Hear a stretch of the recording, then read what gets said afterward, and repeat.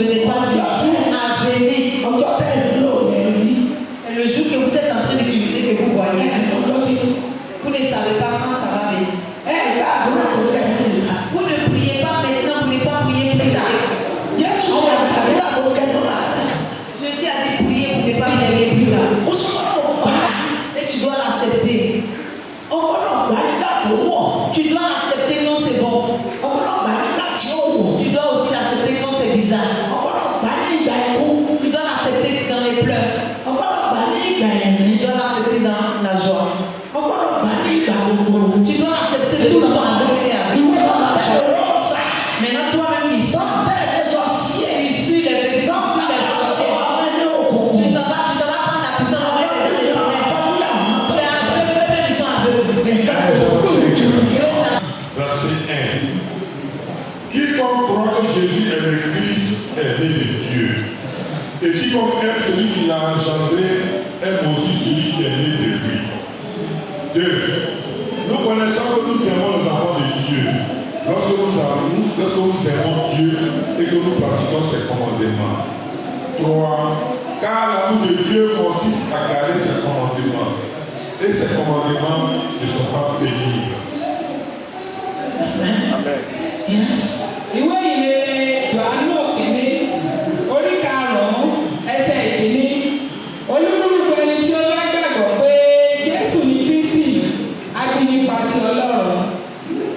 Olúkúlùkù yàrá bí ọlẹ́rẹ̀ Si on te demande, máa sọ̀rọ̀ nípa Jésù. il faut parler de Jésus. Ǹjẹ́ ìwọ gan ti mọ̀ pé Jésù ti Est-ce que toi tu sais déjà que Jésus-Christ olùgbàlà rẹ ni? est ton sauveur? Ǹjẹ́ o ti mọ̀ pé Jésù Kristi Est-ce que tu sais déjà que Jésus, òun ló lè tẹ̀lé c'est lui que tu peux suivre tó fi wọ ní olóko? pour entrer dans la maison de la gloire? Kò sí ọ̀nà mìíràn o. Il n'y a pas d'autre issue. Mọ̀tàlá Il ne faut pas te blaguer. Jésù Kristi Jésus-Christ, òun ló lè máa jẹ́ ìyẹn. c'est de lui que tu dois témoigner. Òun sì ló lè tẹ̀lé. Et c'est lui que tu dois suivre. Kò sí ẹlòmíràn. Il n'y a personne d'autre. Kò sí ọ̀nà Il mìíràn n'y a pas d'autre chemin láti wọ ní olóko. pour entrer dans la maison de la gloire. Láti wọ ní ìyè àìnípẹ̀. Pour entrer dans la vie éternelle. Ọ̀dọ̀ Jésù C'est chez Jésus. ìyè wà. C'est là-bas qu'il y a la vie. Yes. Àti gbogbo ẹni tí ó fẹ́ràn ẹni tí ó bí ó fẹ́ràn ẹni tí a bí nípasẹ̀ rẹ̀ pẹ̀lú. Sọ bàbá Donc maintenant, nípasẹ̀ kára láti bí Jésù. la venue de Jésus, Jésus est né de qui? Ẹlẹ́pẹ̀tẹ̀ rẹ̀ bẹ̀rẹ̀ Jésù. Àti gbogbo ẹni tí a fẹ́ràn ẹni tí ó bí ni ó fẹ́ràn rẹ̀ ẹni tí a bí nípasẹ̀ rẹ̀ pẹ̀lú. Sọ̀rọ̀ nípasẹ̀ wo ni a fi bí Jésù? Jésus m'a engendré à travers quoi? Àwọn dídì. Les diacres.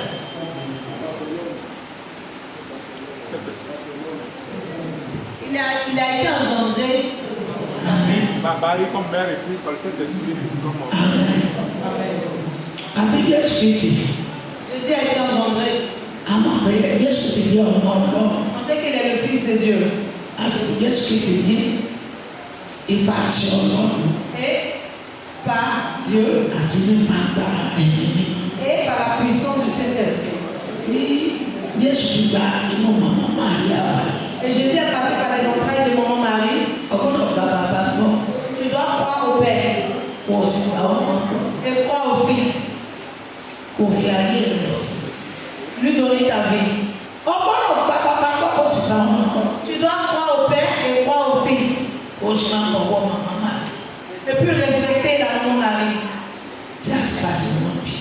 Parce que c'est par ses entrailles qu'est venu Jésus. Yes. Ẹsẹ̀ kejì nípa èyí ni àwa mọ̀ pé àwa fẹ́ràn àwọn ọmọ Ọlọ́run nígbà tí àwa fẹ́ràn Ọlọ́run tí a sì ń pa òfin rẹ̀ mọ́. Tí a bá ṣe fẹ́ràn Ọlọ́run. La façon dont nous aimons Dieu, Ó dandan ká máa pa òfin ẹ̀ mọ́. nous sommes obligés de suivre ses commandements. Máa pa òfin Ọlọ́run mọ́. Suivre les commandements de Dieu. Má ṣe rán. Arrêtons de faire n'importe quoi. Tó o bá gba Jésù Kristi. Si tu as accepté Jésus, Yẹ kí ayé àti ìdílé rẹ̀. il faut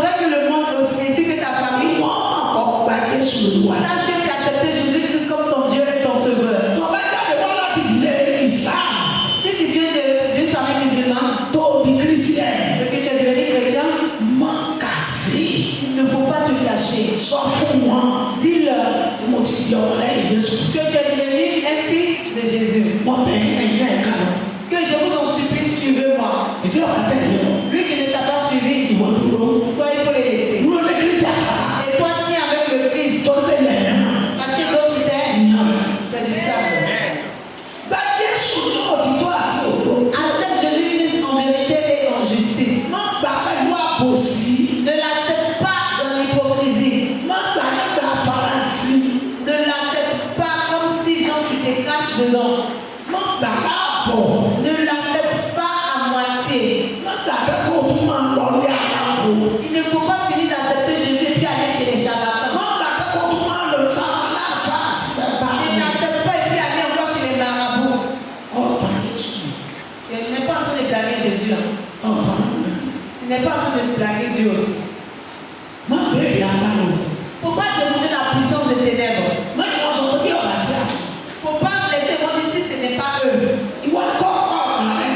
C'est toi qui dois garder ton chemin. Kó o sì fi ọ̀nà. Faire la volonté de Dieu. Kó o gbọ́dọ̀ sọ̀tọ̀ rẹ̀. Obéir à la parole de Dieu. Kọ́ ọ̀pá òfin rẹ̀. Et respecter ses commandements. Ewu kò ní bu ọ́. Aucun malheur ne va t'arriver. Sátánì ò ní nípa lọ. Ça ne peut pas avoir le pouvoir sur toi. Èṣù lè dán ọ̀rọ̀ sọ̀rọ̀ wà lọ́wọ́ àbò. Le diable peut te tenter, mais il ne peut pas te vaincre. Bá Olúwa tó olùmọ̀lá rẹ̀. Accepte-le comme ton Dieu et ton sauveur. Bá ló dídí. Accepte-le complètement. Bá ní ìgbà àmàlú. Accepte-le dans le malheur. Bá ní ìgbà ayọ̀. Accepte-le dans la joie. Amen. Bá kọ̀kọ̀tọ̀. Accepte-le du fond du cœur. Fi hàn sáyé. Montre au monde entier Kò ti gba Jésù Olúwa. que tu as accepté Jésus-Christ comme ton Dieu et ton sauveur. Pẹ̀lú tó bá lè bọ̀ dà wá dúró. Toute personne qui dit qu'il va nous arrêter, Àwọn wọn yọ wá kọ̀ lọ. Jésù. ou qui va nous enlever sur la voie de Jésus, Lórí ayé yóò ti kó fi mẹ́sà sọ. l'Éternel ne va permettre qu'il prenne la terre pour se couvrir. Ẹ̀rọ ẹ̀mí owó jẹ́. Qui que ce soit, Tó bá lọ́wọ́ jà wá lẹ́yìn il Jésù. dit qu'il va nous retirer de Jésus, Ọlọ́run àánú. le Dieu de miséricorde, Ìlú ọkàn bẹ́ẹ̀. ce genre de cœur. Olúwa. Seigneur, Ní kó fi mẹ́sà sọ. prenne la terre pour se couvrir. Torí owó kò ṣe fi ra ọ̀nà iye. Parce que l'argent ne peut pas payer le chemin de la vie. Owó kò ṣe fi ra paradì. L'argent ne peut pas payer le paradis. Ṣùgbọ́n ní wọ́n á ní owó òun lọ náà. Mais la personne qui dit qu'il va dans le feu, Tí Jésù fà tí ọ fà. et Jésus est en train de le tirer, qu'il refuse, Ó lè má lọ náà tì. il peut aller à l'enfer comme il veut. Ṣùgbọ́n ní wọ́n á ní òun níjà wà ní ọ̀run lọ. Mais lui qui va nous empêcher de suivre Ọlọ́run àlàyé. le Dieu vivant, Ló fi wẹ́ ní bẹ́ẹ̀. il va prendre ce genre de personnes, Ló fi ṣòfò náà. il va cacher leur vie. Yóò dára fún ẹ. Nous serons remerciés. Yes. Ẹsẹ̀ kẹta. Nítorí èyí ni ìfẹ́ Ọlọ́run pé kí àwa kí ó pa òfin rẹ̀ lọ. Ẹ máa fi ọlọ́run náà. Respectons les commandements de Dieu. Ìwọ àti èmi. Toi et moi, Ká kò fẹ́ wọn. respectons sa loi. Ká sì wọ́n dáa yìí. Faisons ce que nous pouvons faire. A gbọ́dọ̀ pa òfin tó dá wa. Nous devons suivre les commandements de lui qui nous a créés. A gbọ́dọ̀ bọ̀wọ̀ ọ̀rọ̀ rẹ̀. Nous devons respecter sa parole. A gbọ́dọ̀ ṣe ìfẹ́ rẹ̀. Nous devons faire sa volonté. Ní gbogbo ìgbà bá wà. Tantôt où nous sommes. A gbọ́dọ̀ lu àti ó dá. Nous ne devons pas nous comporter mal. A gbọ́dọ̀ rìn tí ó dá. Nous ne devons pas avoir de mauvais A comportements, gbọ́dọ̀ sọ̀rọ̀ tí ó dá. marcher dans les mauvaises voies ou parler mal. Gbogbo ibi tó bá wà. Partout où nous sommes, Máa gbé ga. élevons le nom de Jésus. Máa bọ̀wọ̀ náà. Respectons-le. Na n'importe condition. In any condition, Máa bọ̀wọ̀ náà. respectons Dieu. Yes. Òfin rẹ̀ kò sí nira. Òfin rẹ̀ ò nira. Vraiment, sa loi n'est pas compliquée. Òfin rẹ̀ Sa loi, kò nira. ce n'est pas compliqué. Òfin rẹ̀ Sa loi, kò nira. ce n'est pas compliqué. Àti gbàdúrà kan Lorsque nous avons une prière, níjà 5 jours avant, gba àti ẹni on m'a dit c'est qu'elle s'est souvenue de cette personne. wọn gbàdúrà Et puis elle est en train de prier. pé Olúwa Le Seigneur. mo bí léèrè J'ai demandé à cette personne, je l'ai demandé. ṣùgbọ́n ọ̀gbẹ́ni náà Mais il dit qu'il ne reconnaît pas cette personne. ta lẹ́ni náà Qui est cette personne, Seigneur? tọ́gbà owó rẹ̀ Qui a arraché sa gloire pour l'utiliser. ta lẹ́ni náà Qui est cette personne tọ́gbà ṣe qui a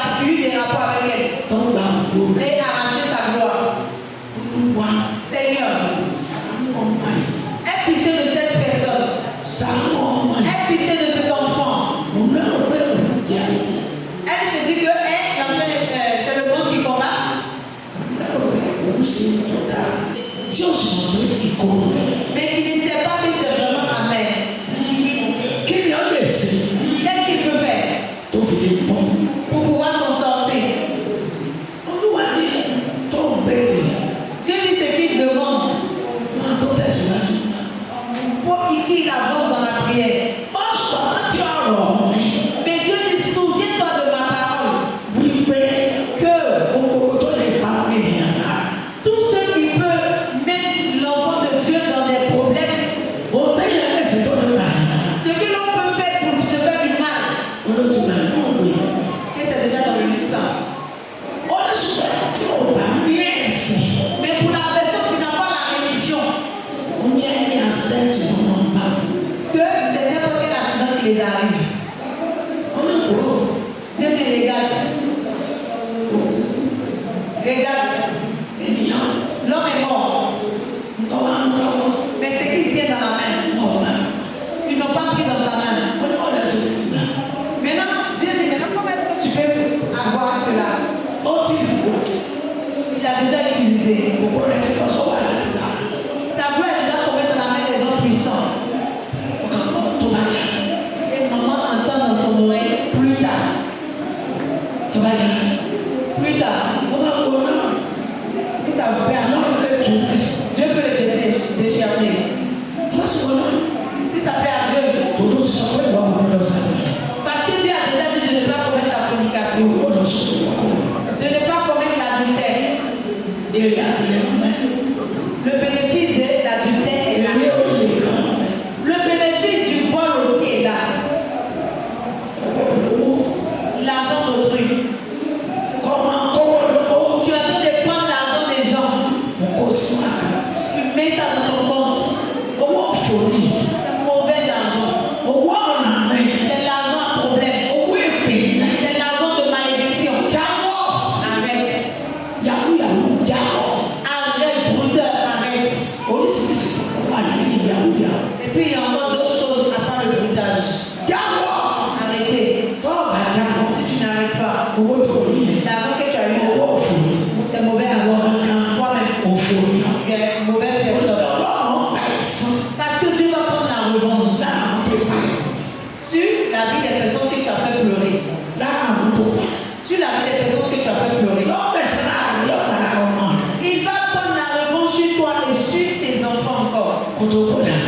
Avant que tu ne quittes le monde. Et puis il va encore prendre le royaume des cieux.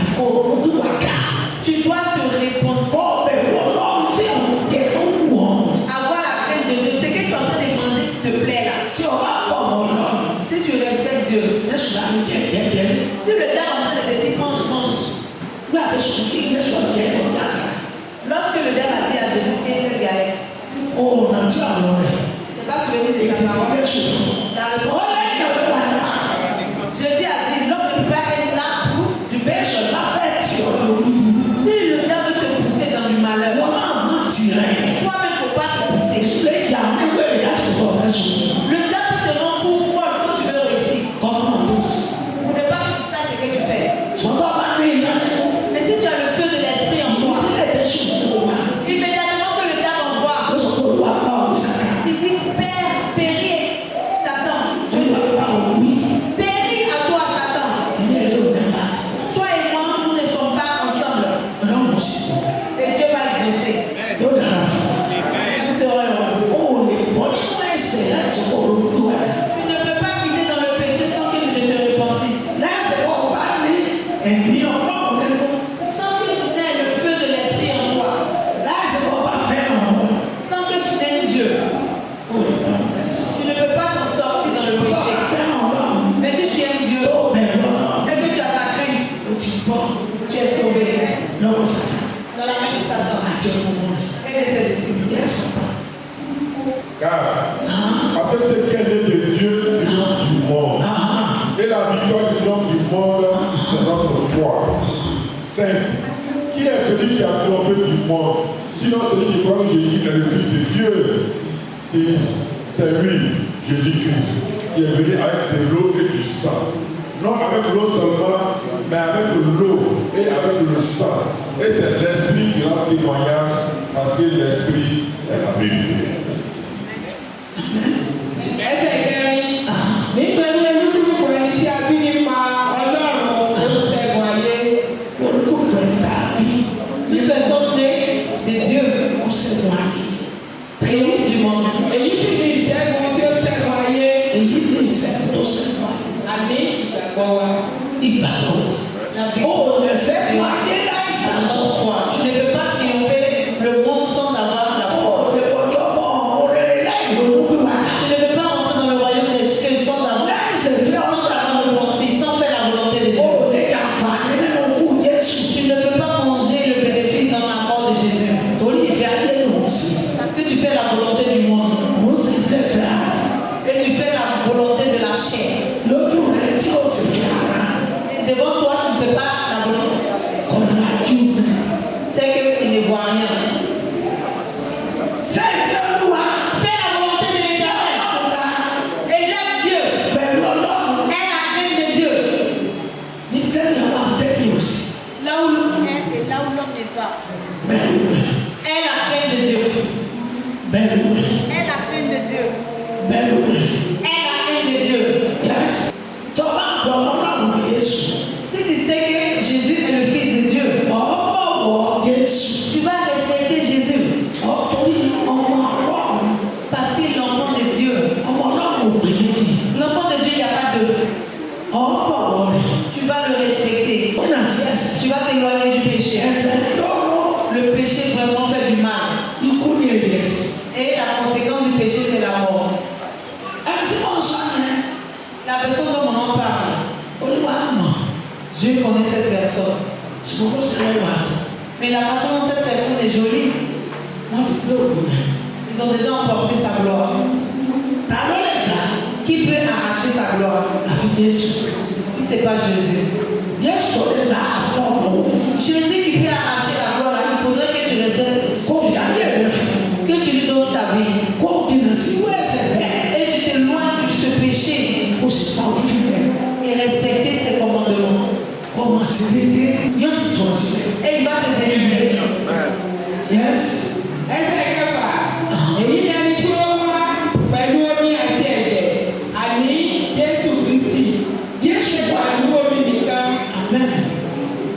Ó wá pẹ̀lú omi àti ìfà. Jésus est venu avec l'eau et le sang.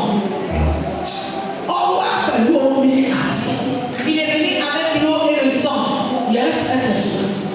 Ó ṣe pẹ̀lú omi àti ẹ̀jẹ̀. Sọ̀rọ̀ Ẹ̀mí ni ó sì jẹ́rìí nítorí pé ó ti gbọ́ ní ẹ̀mí. omi àti ẹ̀jẹ̀. L'eau et le sang. Ló jẹ́ yìí. L'esprit, Kì í ṣe òrìṣà. ce n'est pas un fétiche. Ilé Olúwa ni kò bọ̀wọ̀ fún. C'est la part dedans tu dois respecter. Kì í ṣe ẹ̀kọ́. Ce n'est pas un idole. Kì í ṣe oṣó tàbí àgbẹ̀. Ce n'est pas sorcier ou sirène des yeux. Kì í ṣe babaláwo tàbí onífà. Ce n'est pas le féticheur ni le marabout. Ìwọ tẹ̀lé Jésù. Toi, il faut suivre Jésus. Bá tọkàntọkàn. Accepte-le du fond du cœur. Má jẹ́ àsìkò mìíràn. Ne tourne pas ailleurs. Dúró lẹ́ni tí a bá. Tiens sur le rocher du Christ. Bọ̀wọ̀ rẹ̀. Respecte la parole de Dieu. Nínú oṣù náà C'est moi-même. láti mú jáde kúrò ní àfẹ́sẹ̀. Et quand on est sorti de son bureau, Ó sì il a accompagné mon oncle pour sortir. gbà yẹ. Quand il vivait, Ó sì. il a accompagné mon oncle sorti du bureau. Adébílẹ̀ àgbẹ̀rẹ̀ àti sọ pé ẹni ọ̀wọ̀ Et à la sortie à la porte, Dieu dit l'homme de respect. ní sìn Maman dit, ah, c'est un homme de respect qui est en train de m'accompagner là. wá gbàgbà. Et elle a changé de visage Wá gbà. et elle lui a serré la main. Wọ́n lè kú lọ́dọ̀ kíkà. Et il est mort le 3e jour. Gbajúmọ̀ Et non public. bàtẹ́sẹ̀ rẹ̀ ọlọ́run ọmọ yìí tó. Sa chaussure, même Dieu se sait à combien il a acheté. Níbi bẹ́ẹ̀ ni fi sọ fún wa yìí pé C'est pourquoi la Bible nous dit, ọ̀la ni bẹ́ẹ̀ni fún ọ. demain peut être trop tard pour toi. Ọ̀dọ́ ọ̀la ni bẹ́ẹ̀ni. Les jeunes, demain peut être trop tard. Bàbá ọ̀la ni bẹ́ẹ̀ni. Papa, demain peut être trop tard. Màmá ọ̀la ni Et bẹ́ẹ̀ni. maman, demain peut être trop tard. Ọ̀dọ́ àbí ọmọge ọ̀la ni bẹ́ẹ̀ni. Jeune homme, jeune fille, demain peut être trop tard. Ọ̀la ni Demain peut être trop tard. Lórí tí mo bá sí. Tu sais sur quoi maman allait trouver cette personne? Un milliardaire tí tó dúpẹ́. Un milliardaire encore plus remercie encore maman.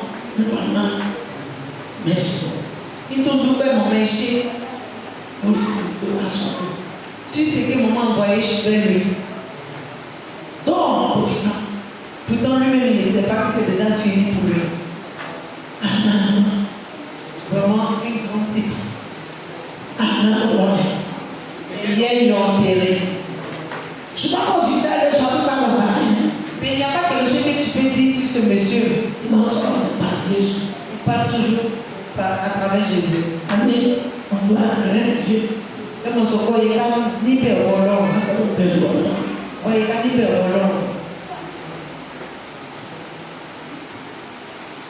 Ìwọ wa Et toi, iṣẹ́ náà ni. pour toi c'est le travail, Owó ìná. c'est l'argent. Ọ̀pọ̀lọpọ̀ ọ̀dọ́. Beaucoup de jeunes, Ẹ̀rọ ayé ìdánilẹ́dí. vous n'avez pas le temps pour venir à la prière les mercredis. Ẹ̀rọ àti ọjọ́ tí ń bọ̀. Vous ne vous souvenez pas du jour à venir. Ọjọ́ tẹ̀lé ló lẹ́rí. C'est le jour que vous êtes en train d'utiliser que vous voyez. Ọjọ́ tí ń bọ̀. Vous ne savez pas quand ça va venir. Ẹ̀rọ àdúrà tó kẹ́kẹ́ nípa. Vous ne priez pas maintenant, vous ne pas prier plus tard. Ọwọ́ àdáyé. Tu es en vie Kò sí tẹ̀síwájú wọn ayé. et tu avances dans le monde. Ìjọ náà ti bẹ̀rẹ̀ wájú. Est-ce que tu sais ce qui est devant? Jésù ní àdúrà tó kẹ́kọ̀ọ́ máa rẹ̀. Jésus a dit prier pour ne pas prier plus tard. Ọlọ́pàá. Un homme de l'armée, Ó tó di ọlọ́pàá. avant qu'il ne soit policier, Wọ́n màtẹ̀lẹ̀ tẹ́lẹ̀. il sera maltraité dans la formation. Wọ́n lù bí ẹni máa kú. Ils vont le frapper comme quelqu'un qui va Wọ́n mourir. lè fẹ́ kó fòdà tó kèsì lẹ̀. On peut le faire sauter du haut Ó tó di ọlọ́pàá. avant qu'il ne devienne pas habillé. Àsìkò kan nìyẹn. Ça, c'était un temps. Àsìkò kan tó wà. Et il y a encore un autre temps. Kìí ṣe pé tó bá ti di ọlọ́pàá. Ce n'est pas que dès que tu deviens un corps habillé, Kìí ṣe pé náà lọ́ pé máa fún. en même temps, ils vont te donner des armes. Àsìkò kan nìyẹn. Ça encore, c'est un autre temps. Àsìkò kan náà wà tó wà. Il y a encore un autre temps. Inú iṣẹ́ rẹ̀ àti ìyẹn ẹsẹ̀ rẹ̀. Dans son travail et dans sa façon de marcher. Wọ́n tó gbé ìbọn. Avant qu'on ne lui donne des armes. Kò sí ọlọ́pàá tó lè dìde ní ẹ̀kú. Il n'y a pas un corps habillé qui peut s'élever en un coup Ó lè gbé ọlọ́pàá lọ. pour dire que lui, il est corps habillé. Ìbọn tó ọlọ́pàá tí ọba sọ̀rọ̀ yóò yẹn lọ.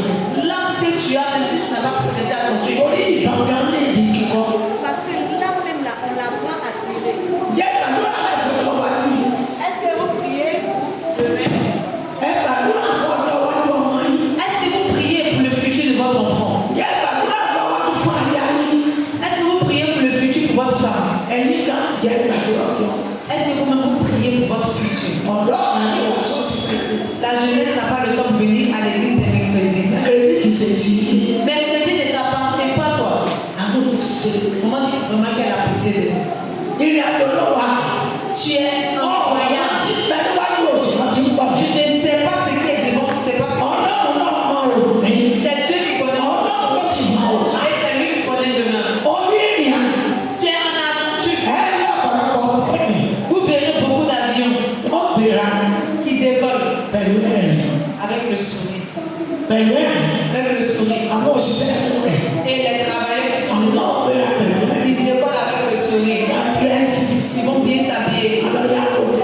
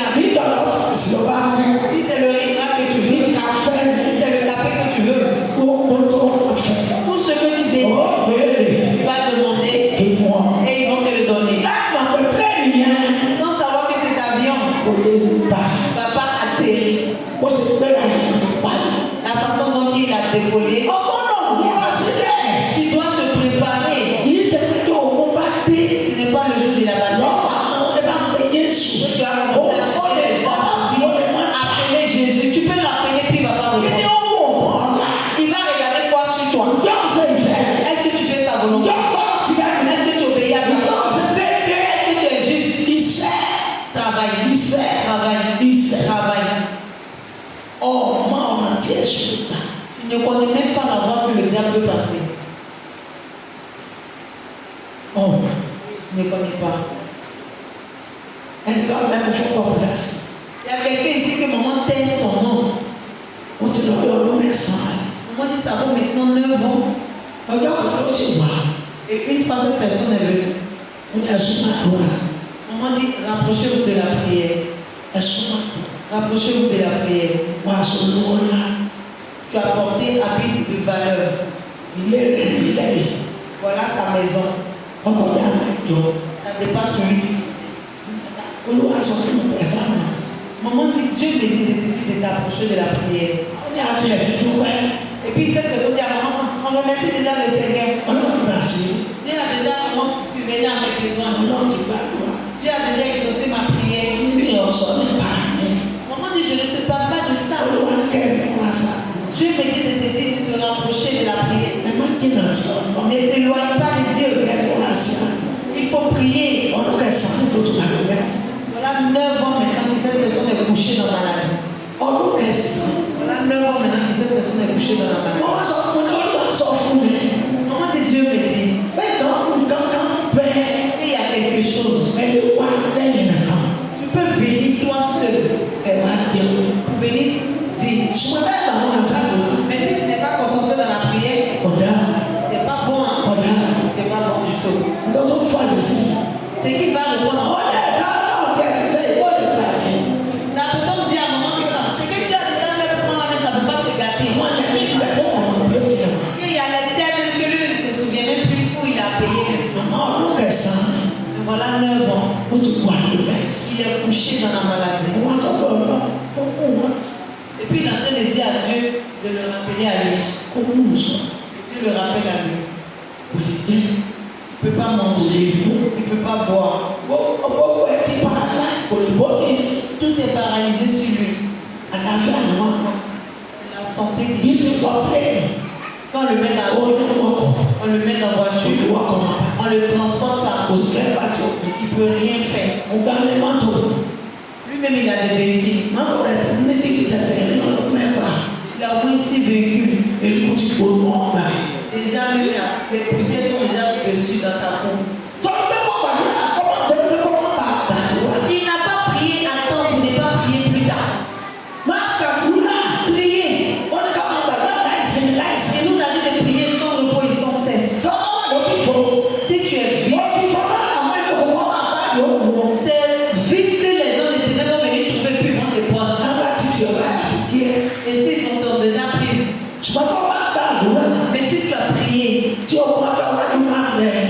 il y a le temps dans ta venue, si tu as appelé Dieu, Dieu va te répondre rapidement. Dieu va dire ça c'est pour moi. Il y a longtemps qu'il se remet dans mes mains. Il a longtemps. La mort, tu viens d'où? Tu vas passer par où? La mort, je te commande. Lui, il m'appartient, ne le touche pas. Tu ne payes pas ta tontine, tu veux ramasser la tontine. Ce n'est pas possible. Il faut réfléchir, te repentir. Nous avons trouvé le travail dans ce monde. Nous allons encore laisser le travail dans ce monde. Après cela, qui sait quand est-ce que Jésus va revenir? Yes. Et il dit si tu as pris toute ta vie pour le servir, s'il ne t'a pas trouvé dans sa volonté, tout ce que tu as fait depuis là, il ne faut pas écouter la parole de Dieu. N'écoute pas la parole de Dieu avec ton corps. Il faut l'écouter dans l'esprit. Écoute-les avec le fond du cœur. Il faut l'écouter avec tous tes appareils. Nous serons 7. Quand il y en a 3 qui rendent témoignage. 8. L'esprit, l'eau et le sang et les 3 sont d'accord. 9. Si nous recevons le témoignage des hommes, le témoignage de Dieu est plus grand. Car le témoignage de Dieu consiste à ce qu'il a rendu témoignage à son Fils. 10. Celui qui croit au Fils de Dieu a ce témoignage en lui-même. Celui qui ne croit pas Dieu le fait menteur, puisqu'il ne croit pas au témoignage que Dieu a rendu à son Fils. Ẹsẹ̀ keje nítorí pé àwọn mẹ́ta ló ń jẹ́rìí ní ọ̀run bàbá ọ̀rọ̀ àti ẹ̀mí mímọ́ àwọn mẹ́tẹ̀ẹ̀ta yìí sì jẹ́ ọ̀kan. Baba, le Père, la richesse, le Saint-Esprit. Qui est la parole? Qui est la richesse? Acclamons le Seigneur Jésus-Christ. Dieu, son nom, c'est la richesse. Jésus est Jésus. Dieu, c'est le Dieu de la parole. Voilà pourquoi on appelle le Dieu de la parole et le Dieu de la vie. Trois. En est seul. Ẹsẹ̀ kẹjọ nítorí pé àwọn mẹ́tẹ̀ẹ̀ta ni ó jẹ́rìí. C'est les trois qui témoignent. Ẹ̀mí àti omi àti ẹ̀jẹ̀. Àwọn L'esprit, l'eau, le sang. àwọn mẹ́tẹ̀ẹ̀ta sì ń fi ohùn ṣọ̀kan. Et les trois ont le même signage. Et ils témoignent. Le Seigneur. Ẹsẹ̀ kẹsàn-án bí àwa máa ń gba ẹ̀rí ènìyàn ẹ̀rí Ọlọ́run tóbi jù nítorí ẹ̀rí Ọlọ́run ni èyí pé ó ti jẹ́rìí ti ọmọ rẹ̀. Il ne faut pas accepter les témoignages de l'homme. L'homme peut te mentir. L'homme peut mentir. L'homme peut te dire que Jésus n'est pas ressuscité. L'homme peut te dire que c'est la voie de c'est le chemin de telle religion que tu dois prendre. Il ne faut pas accepter. Il faut accepter, il faut croire au Fils. Avance. Il faut avancer. Il ne faut pas laisser quiconque te fait tomber. Ne laisse pas quiconque te met dans des problèmes. Ne laisse pas quiconque gâcher ta vie. Fais la volonté de Dieu. Fais la volonté de Dieu. Ẹsẹ̀ kẹwàá ẹni tí ó bá gba ọmọ Ọlọ́run gbọ́ ó ní ẹ̀rí nínú ara rẹ̀ ẹni tí kò bá gba Ọlọ́run gbọ́ ó ti mú un ní èké nítorí kò gba ẹ̀rí náà gbọ́ tí Ọlọ́run jẹ́ ní ti ọmọ rẹ̀. Tu ne crois pas au Fils. Donc même si on te dit le croire au Père, tu n'es pas au complet. Tu ne peux pas prendre même pour donner à l'autre. C'est ça qui a manqué aux musulmans. Ils reconnaissent Dieu et ils savent que Jésus est là. Et ils savent les prodiges de Jésus. Mais parce que c'est écrit qu'ils ne rentreront pas au royaume des cieux. Ils n'ont pas accepté Jésus. Si tu as accepté le Père que tu n'as pas accepté le Fils, vraiment, tu as tout raté. Tu as échoué. Oh, et voici ce témoignage, c'est que Dieu nous a donné la vie éternelle et que cette vie est dans son Fils. 12. Celui qui a le Fils a la vie. Celui qui n'a pas le Fils de Dieu n'a pas la vie. 13. Je vous ai écrit ces choses afin que vous sachiez que vous avez la vie éternelle, vous qui croyez au nom du Fils de Dieu. 14. Nous avons auprès de lui cette assurance que si nous demandons quelque chose selon sa volonté, il nous épouse. Ẹsẹ̀ kọkànlá ẹ̀yin náà sì ní èyí pé fún wa ní ìyè àìnípẹ̀kun ẹ̀rí náà sì ní èyí pé Ọlọ́run fún wa ní ìyè. C'est ça le témoignage que Dieu nous a donné la vie éternelle. Si tu as, comment on dit, si tu as perdu ce monde que tu n'as pas, si tu fais la volonté de Dieu, tu as déjà tout eu. C'est toi encore tu vas bénéficier de ce monde. Quelle que soit ta richesse, tu ne peux pas prendre quelque chose pour monter au ciel. lọ sí ọ́fíìsì náà. Tu vas dans le bureau du Père. Mo ní lẹ́gbẹ̀lẹ́gbẹ̀ wà ní títì. Comment dire, elle a regardé, et la porte est fermée. Lẹ́gbẹ̀lẹ́gbẹ̀ wà ní títì. Cette porte est fermée. Àwọn security mo sì gbé ìbò. La sécurité n'est plus à leur place. Sẹ́ni bí olúwa. Comment dit qu'elle a eu des frissons? Elle dit Seigneur, Ní àgọ́. tu es Dieu. Níbo ló bẹ ní ọ́fíìsì kò sí náà. Parce que le propriétaire du bureau n'est pas là. Olùgbò wọn kò sùn pa. Vraiment, tout le monde était en rouge. Iná ìdílé lẹ́yìn aṣọ. Vraiment, le feu est fini derrière la personne qui braise l'igname. Lọ́la Et Richard, lọ́rọ̀. un homme d'honneur. Lọ́rọ̀ ti parí sílẹ̀ ọ̀sùn inú ilé. Depuis qu'il a laissé le monde, il n'a jamais dormi dans sa maison qu'il a construit. Wọ́n sì gbé lánàá. Il n'est pas retourné dans son bureau et hier, il est entré directement Togo. au Togo, dans la tombe, pardon. Ayé tó wà yá. La vie que toi tu as saisie, tu as pris le monde là comme ça. Àwọn kápẹ́tà ti pẹ́ má gbàlagbà. Ces 4 sont dans sa peau. Ayọ̀ sàfẹ́ má. Nous ne nous moquons pas de lui parce que c'est vraiment douloureux. Sàfẹ́ má. Au Chénila, Sàfẹ́ má. au Chénila. Ṣùgbọ́n tó mi tó sí ẹ̀ bàbá yẹn. Moment dit ce qui lui fait mal chez ce monsieur, c'est que Ìní pé ó gba Jésù Olúwa. il a accepté Jésus-Christ comme son Dieu et son Sauveur. Kò lè sẹ̀fẹ̀ ìlú kan. Il ne peut pas faire une minute Yóò sọ̀rọ̀ àná láti Olúwa. sans parler de Jésus. Prophétesse. Maman prophétesse, Díẹ̀ bọ̀. Ọlọ́run dára. C'est bon qu'on connaît Dieu. Ó dára kí ni àwọn Ọlọ́run. L'homme n'est rien. Ènìyàn jẹ́ ìdọ̀tàn. Sa parole qui a parlé bien au bas. Ọ̀rọ̀ rere tó sọ ní òsì. Quand on fait la vie pour l'homme, Toi qui aimes le monde plus que Dieu, on a l'odeur. tu t'es mis dans le problème. Et puis tu as même un petit diable ici. Là où l'être humain est devenu fou, Oh mon quoi. tu n'es pas venu avec quelque chose dans ce monde. Qu'est-ce que tu as fait? Les 4 tables de ce monsieur est dans sa vie. Ça y est, là où ça y est. Les voitures, même que toi-même tu vois, mais puis tu recules. Rien ne l'a suivi aussi. Le diable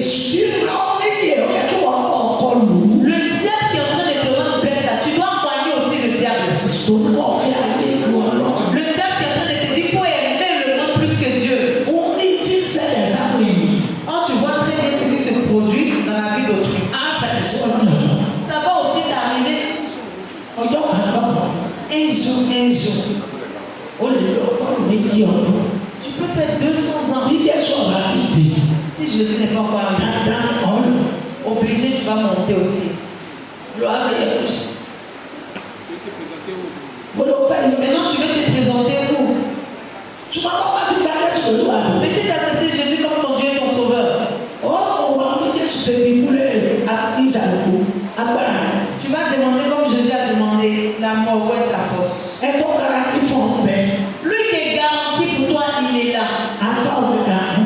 L'assurance, l'alpha et l'oméga, c'est ton assurance. La sécurité, il est là pour nous. Il est mort pour nous. Il est ressuscité. Et il est vivant. Il ne faut pas travailler en vain. Il ne travaille pas en vain. Il ne faut pas travailler en vain. Parce que tout ce que tu as, quand le moment va arriver, tu ne peux rien emporter. Moi, qu'elle était encore petite, il y a une homme qui a chanté dans la ville de Iboku. Et il était en train de chanter, il chantait. Et maman demandait à sa maman, quelle est la signification de la chanson de ce monsieur? Il se promène dans le marché, il ne demande pas l'argent. S'il arrive là où il y a le monde, il se met à chanter. Maman dit depuis qu'elle était toute petite, le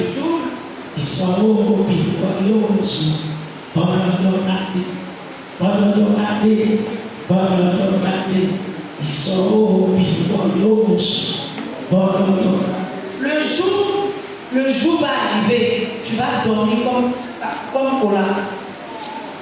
Il va dormir là où on vend Kola.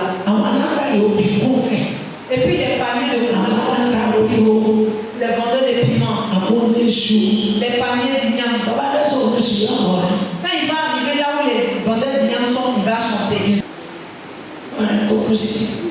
Tu n'as pas encore vu les gens qui sont morts en pleine rue. Une belle femme.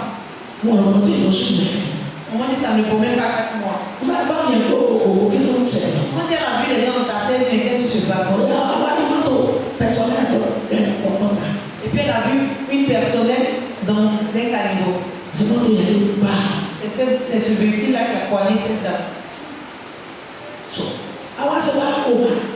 Et le moment où elle avait un homme, il était assis. On doit c'est le mari de la dame. Et puis cette dame, ils l'ont fait coucher là. On dit sa cuisse est un peu sortie. Elle était un pilote.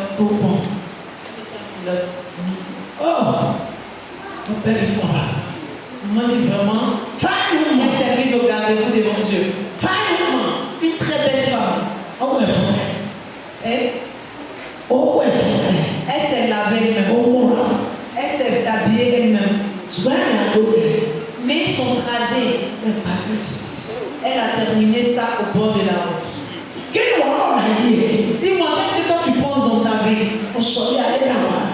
Tu as pris le monde là pour quelque chose dont tu vas venir. Tu ne sais pas qui c'est le travail et le truc que tu es en train de faire.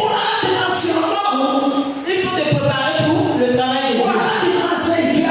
Il faut te préparer pour faire la volonté de Dieu. C'est ça ton bénéfice. Faire la volonté de Dieu. Cherche la faveur de l'Éternel. Il faut chercher la faveur de l'Éternel. Actuellement, la famille est en train de penser comment partager ses véhicules. Ses enfants sont quittés en Europe. Il y a eux-mêmes qui disent que non, il n'a pas confiance. Que non, on ne dit pas papa en sort. Là, on ne va pas papa en sort. Papa, on le voit dans le lycée, on voit le fils. On le voit pas. Il a pris son vol. Les enfants encore habillés. Les gendarmes, les militaires, tous ils étaient présents. Ils sont juste en train de regarder le corps, son âme est déjà montée. Pied de banc. Mais il ne peut pas emporter quelque chose. Leur mort lui fait très mal. Leur mort lui fait très mal. Leur mort lui fait très mal. Mais et cette femme est partie comme ils ont écrit son. Maman dit qu'elle sait déjà qu'il est déjà dans la joie éternelle. Parce qu'il aime Dieu. Dis maman prophétesse. Follow. Au Goni follow. 1, 2, 3. La parole de Dieu ne manque pas dans sa vie. Il n'est pas encore mort, mais tout son âme, son cœur est chez Dieu. Il a déjà payé son crédit. Il est dans la vie.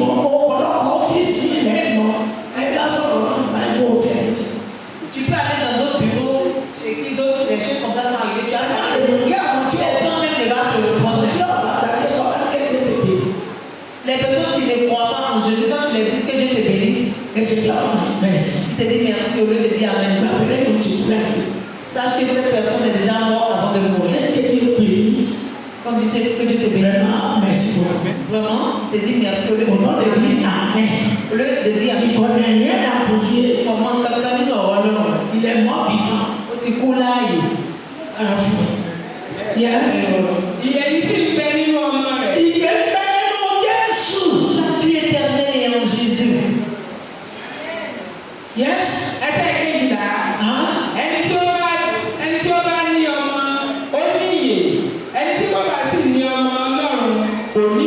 si tu as Jésus, tu vas dire Jésus, tu es sauvé. Si tu n'as pas Jésus, tu vas dire Jésus, tu as perdu. Tu as perdu. Tu Tu n'as pas de la vie éternelle. Ó ní ìyè àìnípẹ̀kun. C'est la parole de Dieu qui a dit. Ọ̀rọ̀ Ọlọ́run ló sọ C'est la bẹ́ẹ̀. Bible qui a dit. Bíbélì ló wí bẹ́ẹ̀. Mes frères, mes sœurs, Arákùnrin mi, arábìnrin mi, reprends-vous. ẹ jẹ́ ká tún wa. Pas courir derrière du mort. Ẹ má jẹ́ ká sáyé lẹ́yìn ayé yìí. Si tu ne laisses pas du mort, Tí a bá fi ayé yìí sílẹ̀. du mort, il va te laisser un jour. Ọjọ́ kan, ayé yìí yóò fi wá sílẹ̀. Du mort va te laisser. Ayé yìí yóò fi wá sílẹ̀. Du mort va te laisser. Ayé yìí yóò fi wá sílẹ̀. Ẹsẹ̀ kẹtàlá. Nǹkan wọ̀nyí mo kọ̀wé rẹ̀ sí yín, àní sí ẹ̀yin tí ó gba orúkọ ọmọ Ọlọ́run gbọ́, kí ẹ̀yin kí ó lè mọ̀ pé ẹ̀yin ní ìyè àìnípẹ̀kun, àní fún ẹ̀yin tí ó gba orúkọ ọmọ Ọlọ́run gbọ́. Autorité. Il a répété encore. Lọ́gbọ́n òkété, Panier. aláìnígbàgbọ́, Panier. ìwọ aláìnígbàgbọ́, Il vient à l'église sans la foi de Dieu. tí ó wá sí chọ́ọ̀chì láìnígbàgbọ́ Ọlọ́run. Faut pas aimer du monde là. Wọ́n fẹ́ràn ayé yìí. Tu es milliardaire, un jour tu vas laisser. Olówó lọ́wọ́ ọjọ́ kan ó fi ayé yìí sílẹ̀. Ils vont te faire quitter dans ton bonne maison. Wọ́n wà kó ọkọ̀ nínú ilé tí dáadáa tó kọ́. Au retour de cimetière, Ní ẹ̀yìn tí wọ́n bá kò ní orí tẹ́. où personne ne passe à soi quand tu vis là. Ibi tí kò sẹ́ni kankan tó lè jókòó tó bá wà láàyè. Peut-être que les gens qui viennent de village qui vont t'asseoir. Bóyá àwọn tí wọ́n kò lórí kò náà lọ jókòó síbẹ̀. Ils vont commencer à regarder. Wọ́n àwọn wò. Quand papa était là, personne ne va s'asseoir. Pé nígbà tí bàbá wa fi wà láyé kò sẹ́ni tó lè jókòó bí. Il vit bien. Ìmọ̀ ń jayé dáadáa. Pour 4 là, quand tu es mort là, Káàkiri rẹ̀ kó ils vont commencer par t'asseoir. wọ́n ti mọ òun pé ta ló fẹ́ bu mọ́tò ilé, ta ló fẹ́ bu mọ́tò ilé. Tu es parti, tu es parti. Ó ti lọ náà. Tout ce que tu as souffert, Gbogbo ohun tó jìyà sí. on va commencer. On va Ẹlòmíràn wà fún òun bí ó ṣe pín láàrin ara wọn. faire son âme. Tous ces enfants sont payés. Gbogbo àwọn ọmọ ẹ̀ wọ́n ayé wa. Mais les ennemis, Àmọ́ ọ̀tá ils sont prêts. wọ́n ṣe tán. Non, Ó ti kú. maison de la à qui on va. Àwọn wo ilé ti bẹ̀rù ta ní ògbè fún? Maison qui est derrière là. Ilé tó wà lẹ́yìn ìbẹ̀rù. Maison qui est à droite. Ilé tó wà níbẹ̀ yẹn náà. Maison qui est à droite. Ilé tó wà lọ́wọ́ ọ̀tún yẹn. C'est pas qui on va faire. Láti ẹ̀wọ̀n ẹni tá a fẹ́ fún. Mais tu vas dire après sa maman, Ọ̀kan wà sọ pé lẹ́yìn ìyá rẹ̀. c'est son enfant des apôtres. Èmi ni ọmọ àbúrò rẹ̀, ọmọ ẹ̀gbọ́n rẹ̀. Ayé tó wà lónìí. C'est ce monde-là que toi tu as changé. Ayé lọ pẹ̀lú fẹ́rẹ̀. Le monde va, le monde va. Ayé lọ Le monde va. pẹ̀lú fẹ́rẹ̀. Avec ce qu'il est. Àwọn tó bá sì fẹ́ Ceux qui font la volonté de Dieu. Qui mangent. Ceux qui font la volonté de Dieu.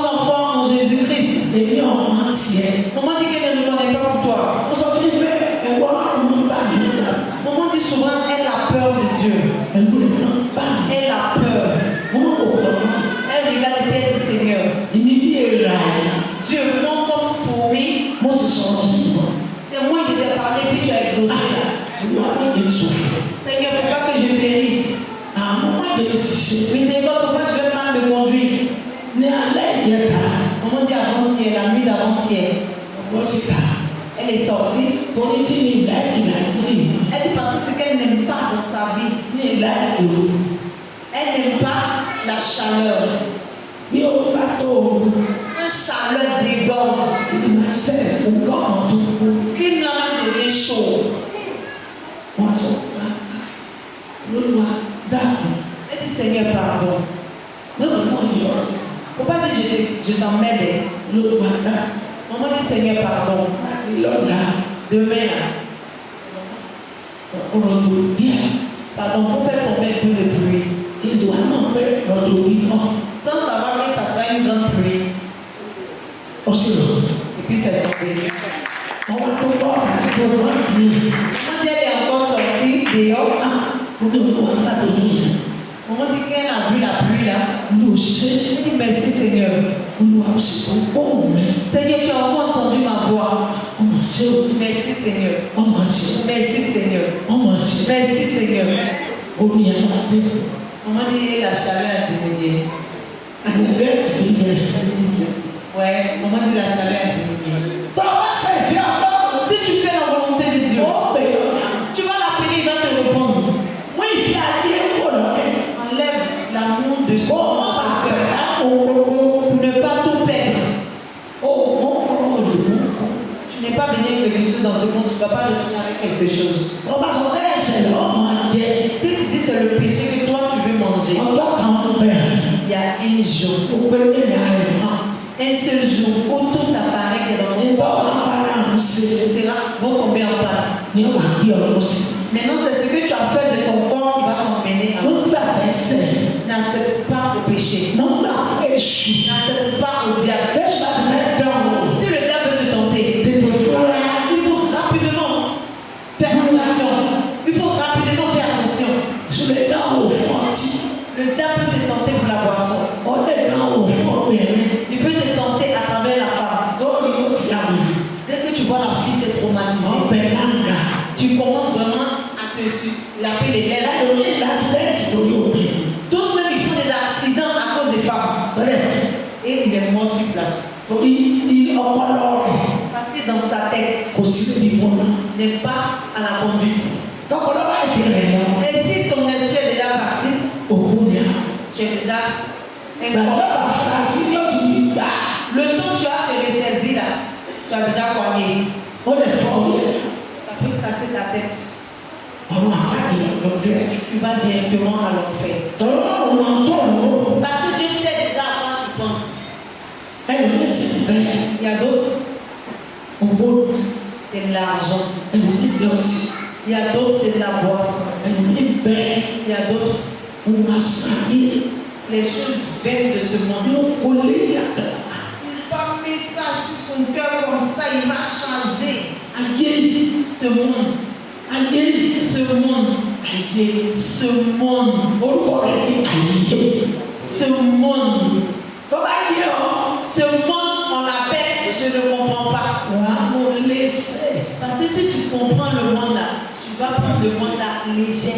ẹgbẹ́ ìgbàlódé kú kò ní jẹ́ tó Il y a d'autres qui ne peuvent pas manger ce qui les plaît. bẹ́ẹ̀ ni wọ́n máa mú lẹ́nu Mais voilà ce qui me plaît. ọwọ́ àrùn wa Et puis il paye et puis il mange. kò lè sí Il ne peut pas. owó yóò máa ti ká Parce que l'argent là va le pousser. ẹlòmíì ọ̀nà D'autres vont bouffer sa dernière vie.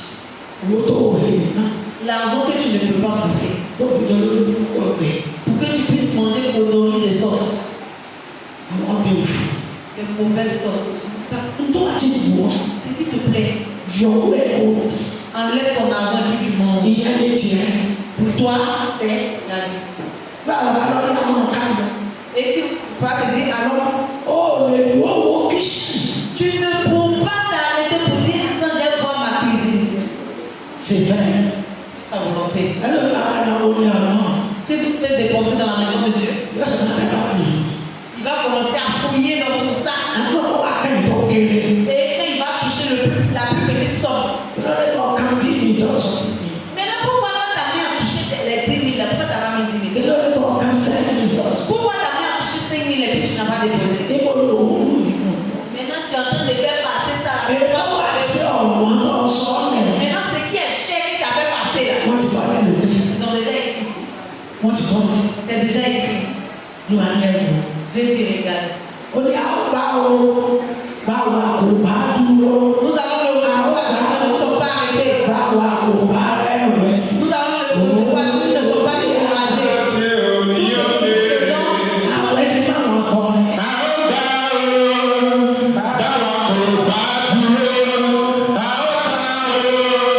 Báwa kò bá rẹ̀wẹ̀sì.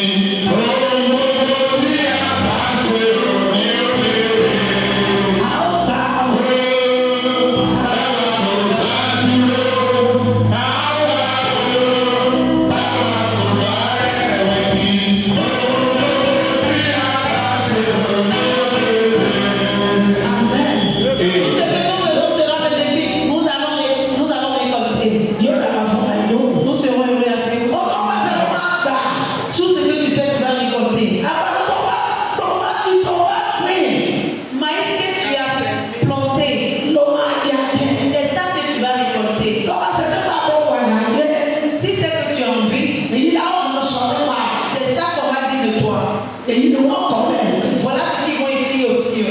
Ọba kọ́lá ló wá àrífẹ́. Si tu as donné l'argent de foutaise à Dieu, Kò ní bí ọ̀rẹ́ rẹ̀. il va pas te poser la Ìjọba question. bá sọ pé káàbọ̀.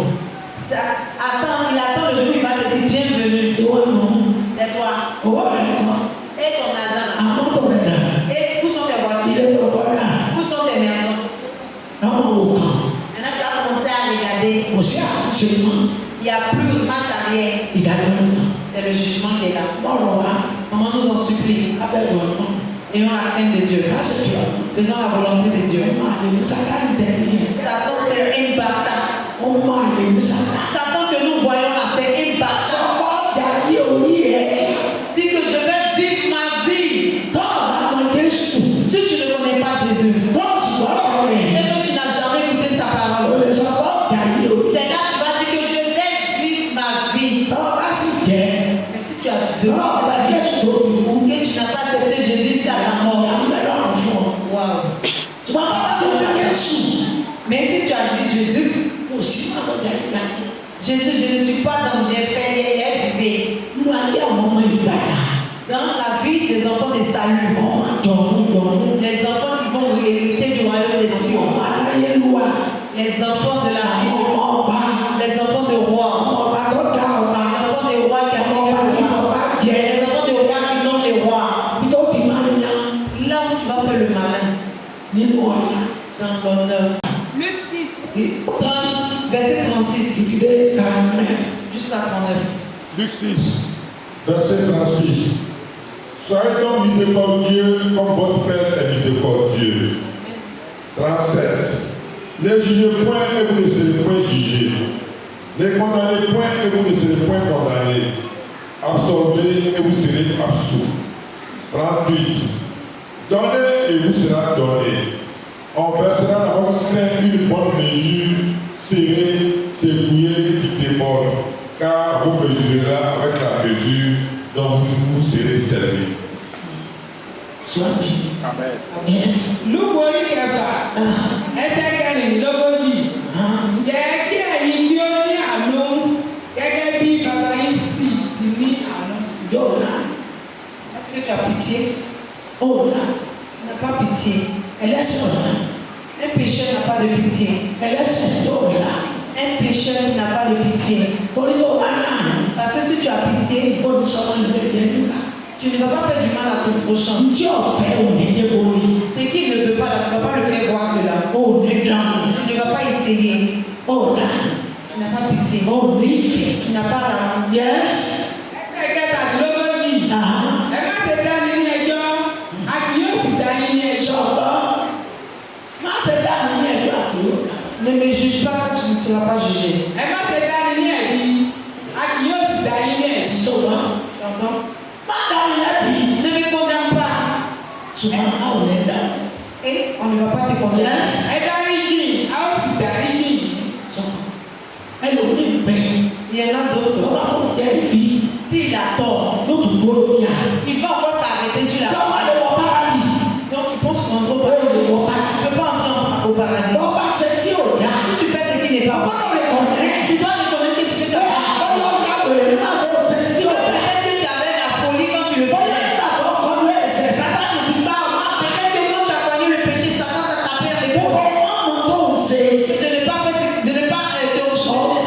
sọ̀rọ̀ ọ̀gá tó gbọ́dọ̀ dá ẹnu ẹ̀. Tu dois te taire Kí ara wọn máa sọ ẹni tó ṣe. pour que ta conscience puisse te dire ce que tu as fait. Ó ti rí kọ́nù mi.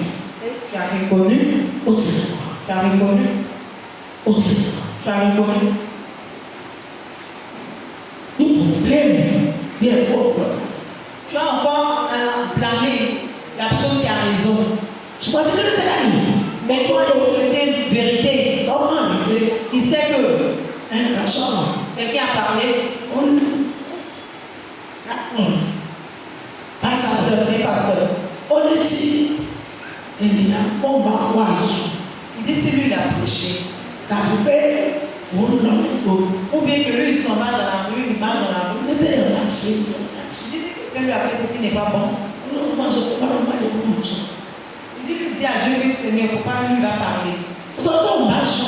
Il dit parce que celui qui a parlé, Ntí o bẹ̀rẹ̀ ní sẹ́yìn. il n'est pas bon plus ce Ó ní qu'on wọ́n sì ní ẹ̀rọ wọn. Et puis, comment savoir ce qu'il a fait? Ó sọ aláìsọ̀rọ̀ òun. Il dit, mais sans parler Ó même. ní ìjàmbá nǹkan. Vraiment, c'est grave pour le pécheur. Ẹlòmíì bẹ́ẹ̀ báyìí. Ó ti yí odi ọdún mẹ́wàá.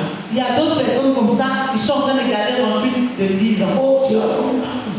rancune de 5 Ó ans, di ọdún mẹ́ta. rancune de 3 ans. Kò sí àlùyé àṣọ. Et puis tu es à l'église, ta main en haut, tu dis Alléluia. Ìwọ ìyá sì ní odi. Et puis toi et quelqu'un, vous ne vous parlez pas. Ẹ̀yin odi. Vous ne vous parlez pas. Àgbàdo àti yóò wò ó nìkan yóò wò. Maintenant, la place où elle s'assoit, tu ne vas pas vouloir t'asseoir là-bas. Mo gbọ́ ọ̀nà yóò wò lé. Soit tu vas t'asseoir derrière. Ó di wá ó di wá.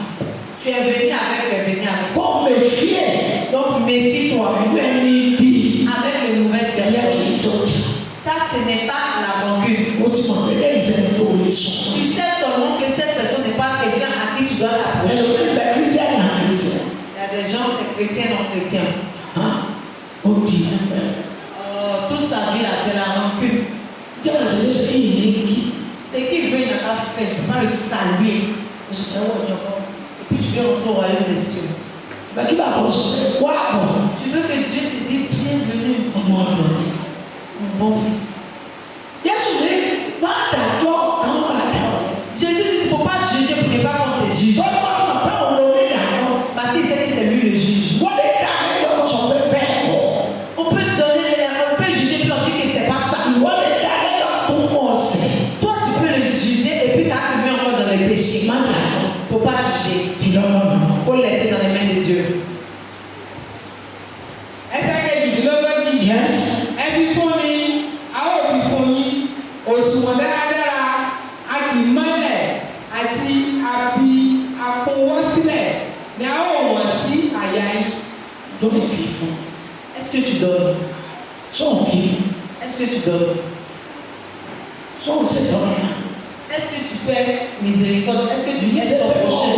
Bọ́ ọkọ ní mọ́sáàsì ọ̀la. Maman t'a pas dit de partir à la mosquée. Ọkọ ní mọ́sáàsì. Maman ne t'a pas dit de prendre la route de la mosquée. Orí kírísítẹ́nì. Chrétien, Ọmọ ìsọ̀rọ̀ mi. tu as vu que ce n'est pas un chrétien paresseux. Mo sì bá a lọ́nà. Et puis tu lui as fait un don. Ìbùkún mi. Béni à toi. Mo sì bá a lọ́nà. Tu as fait les dons. Ìbùkún mi fún. Béni à toi. Bàbá sísá. La façon dont tu fais les dons. Ọ̀rọ̀ àwọn Ensuite, tu vas recevoir. àwọn kìlì títí kìí. Ceux qui se promènent dans la rue là. Wọ́n wá fún àlẹ́ yẹn kan ọlọ́run yìí. Si là, même si tu l'as donné la main là, lui-même ne va pas accepter. Wọ́n ní ojú. Parce qu'ils ont les yeux. Wọ́n ní àpá. Ils ont les pieds. Wọ́n ní ẹsẹ̀. Ils ont les pieds. Ils ont les mains. Ọ̀lẹ́. Ils ont la bouche. C'est les paresseux. Bí ọ̀lẹ́ yóò. On dit, la Bible même dit que si le paresseux a faim, laisse-le mourir. Wọ́n sọ fún wọn. Maman a dit à un. Wọ́n ní fún àlẹ́ fẹ́ fà á. Maman dit que l'homme en force. L'après la maison mère. Maman, maman, quand elle Quand est il a habité les gens. on va force, quand il Moi je dis. faut follow. Parce que la personne qui quand il demande l'argent facile. Torí on paie le robot facile. L'argent facilement là. Oh, on paie aussi. Ọ̀lẹ́. Tu es paresseuse. Tabarakẹ́. Lorsqu'il sait. Donc, àwọn kan bẹ́ẹ̀. Donc, il y a d'autres Wọ́n ti wọ̀ wọ́n bá. que toi, même quand tu vois, Àwọn òsì. tu auras pitié. Ọba mẹ́ta. C'est que tu as, Sàn. il faut les donner. Sàn. Il faut les donner. Ọmọ fi bẹ́ẹ̀ lọ. Maman dit souvent, elle donne d'autres personnes. Ọmọ ìbàdàn ṣe l'argent de Jésus. Maman va dire que, oh, Jésus n'est pas. C'est bon. Bon, allons aller. Dans ce church. Elle est pas mal. Là, maintenant, il commence à rire. On se fait rien. Maman dit que, de toute façon, tu souris là. Bon, maman. Maman dit qu'il n'y a pas d'argent. Alors, Il n'y a pas d'argent. Que Dieu bénisse nous tous. merci. Pour faire la volonté de Dieu, Non, vous voulez. il faut chercher la parole de l'Éternel. Maman, donc, Sache qu'un jour, où toi-même tu vas aller chez le Père, si tes bons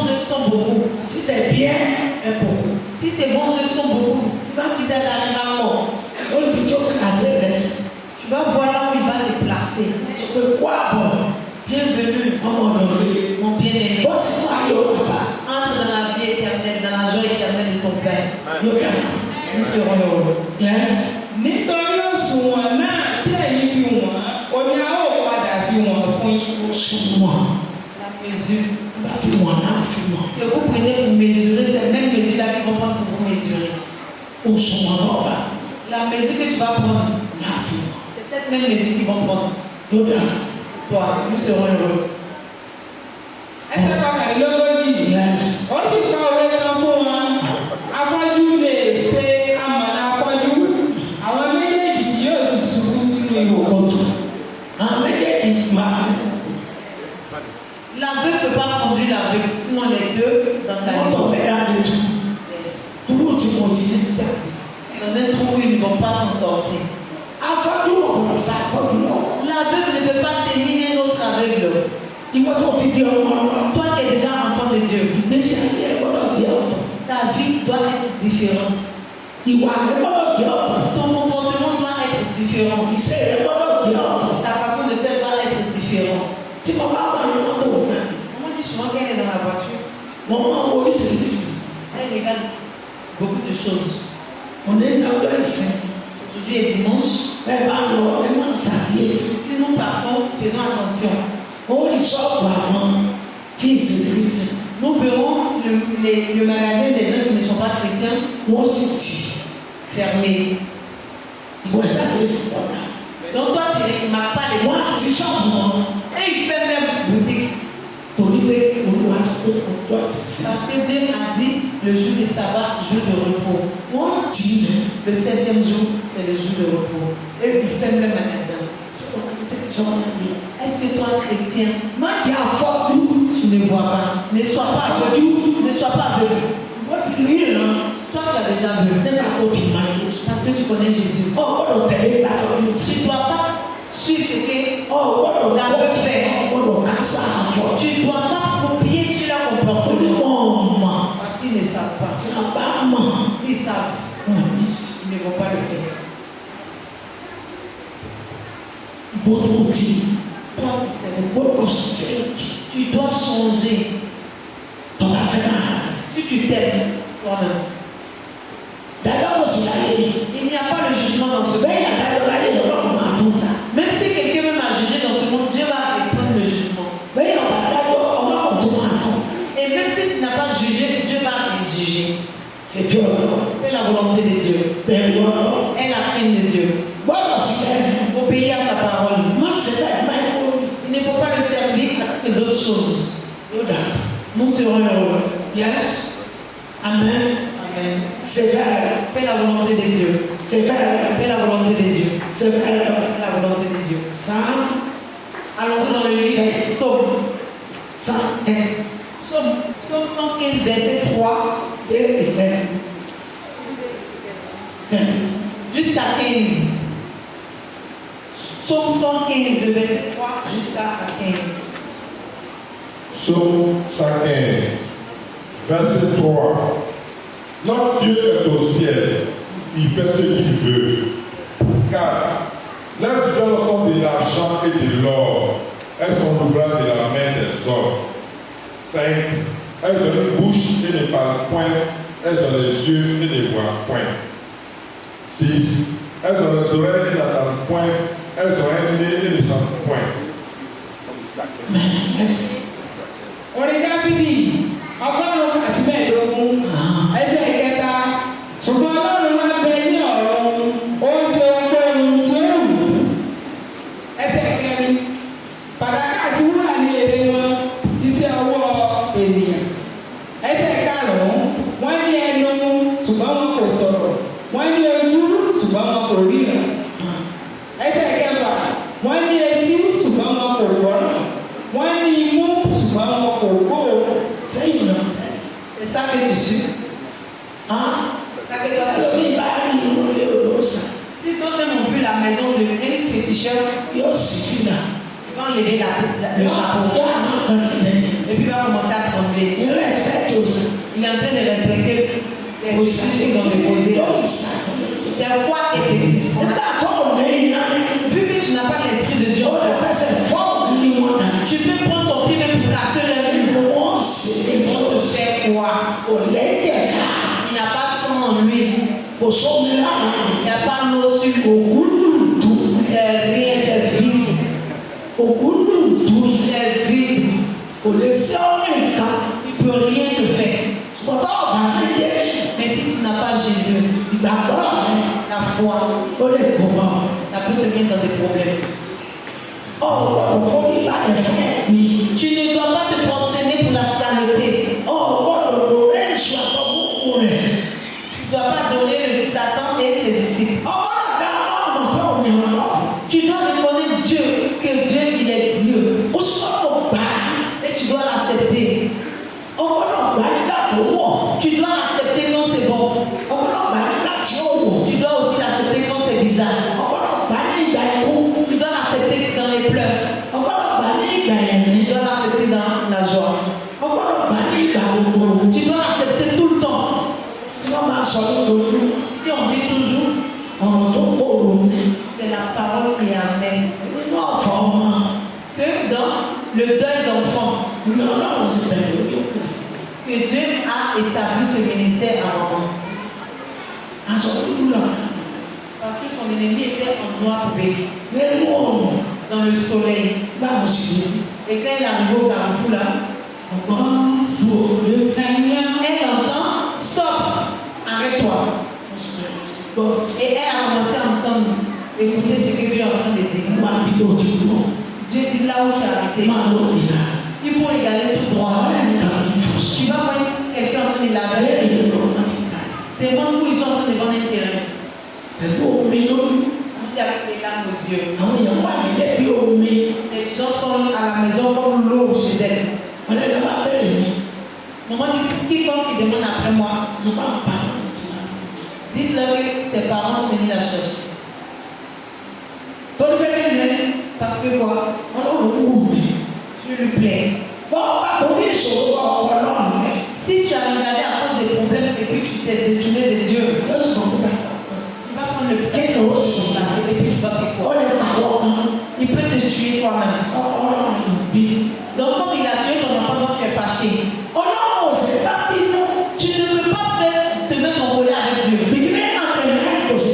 Il est le début et la fin. Tu ne peux pas te mettre en colère avec lui. Ọgbọ́dọ̀ gbà. Tu dois l'accepter. Olùkọ́ náà mọ̀ kára. Tu n'as pas l'argent, puis tu deviens nerveux. Olùdásọ ó mọ̀ kan. Tu n'as pas vêtement, tu deviens nerveux. Ìyẹn kọ́ ní sórí. Ça n'est pas la solution. Ó bẹ̀rẹ̀ òtí ìrìn. Tu as demandé, tu n'as pas encore reçu. Àwọn mọ̀ kára. Et puis tu commences à t'énerver, tu as le son qui Ìyẹn kọ́ ní meurt. sórí. C'est pas ça la solution. Wọ́n sá máa wò ó. Toi, il faut le regarder. Ọlọ́run tí kì í. Le Dieu qui ne meurt pas. Ọlọ́run tí kì í disappoint. Le Dieu qui ne trahit pas. Ọlọ́run tí kì í dá. Le Dieu qui ne trompe pas. Wọ́n máa wò ó. Regarde-le. Bẹ́ẹ̀ abẹ́rẹ́ kú rẹ̀. Prends ta croix. C'est lourd, ce n'est pas lourd.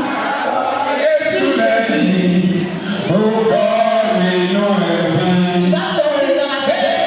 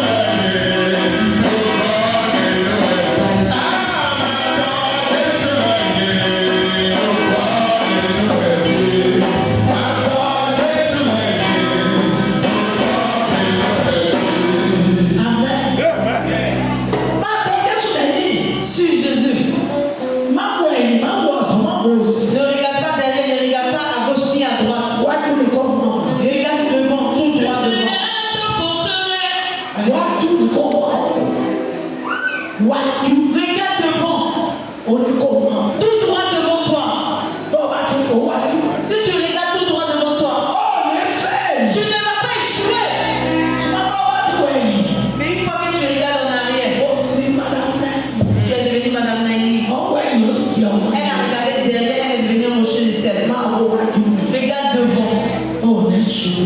vas pas tomber. Oh, Jésus. Tu ne vas pas tomber. Au nom de Jésus, ah, Jésus. Au nom de Jésus, nous n'allons pas tomber. Quand tu vas pas, Au nom du Père, actuellement, et du Fils, actuellement, et du Saint-Esprit, ah, Jésus. nous n'allons pas tomber. Père, appelez pour elle. Prends ta croix. C'est nous, c'est vrai. Sur Jésus.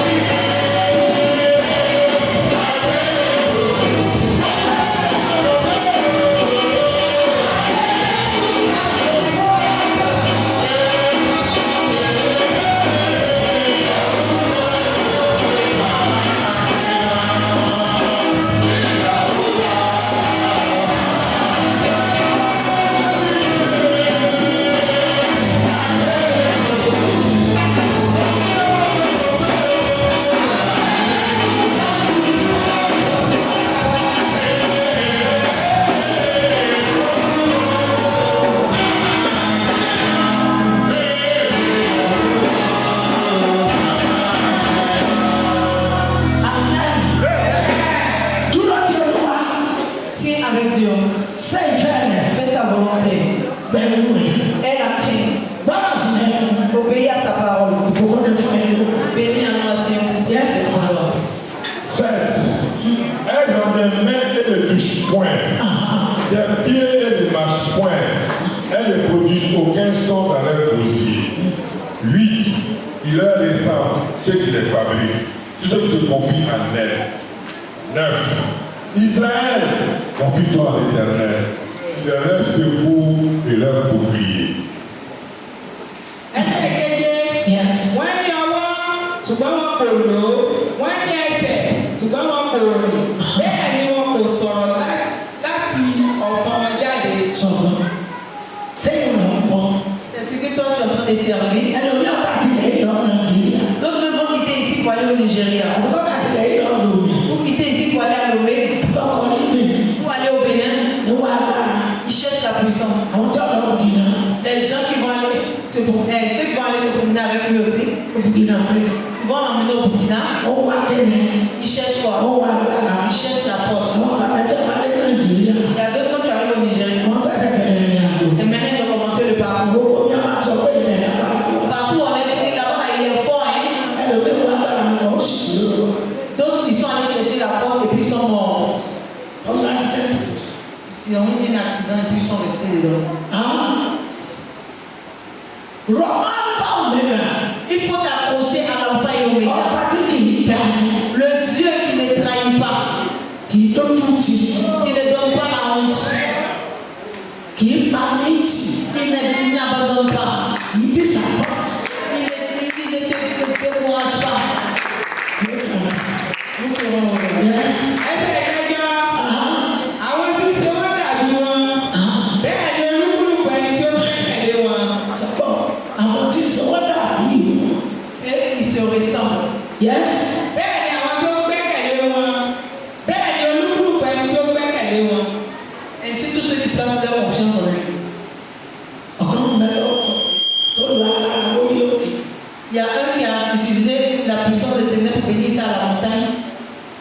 Maman me le dit. Maman dit ce n'est pas.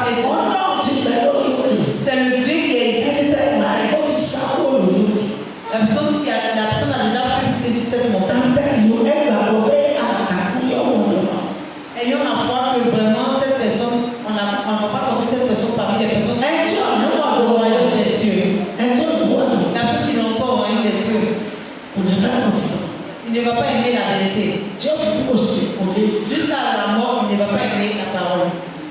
Et il ne saura pas. Yes, man. Ah, but I like to get you. Ẹsẹ̀ kẹjọ. Àwọn tí wọ́n ṣe wọ́n dàbí wọn. Àwọn tó ìlú kankan wà fọ́jú àtàfọ́jú. Ceux qui les fabriquent, ils se ressemblent aveugles et aveugles. Ìwọ tó tẹ̀lé lọ́wọ́ sá.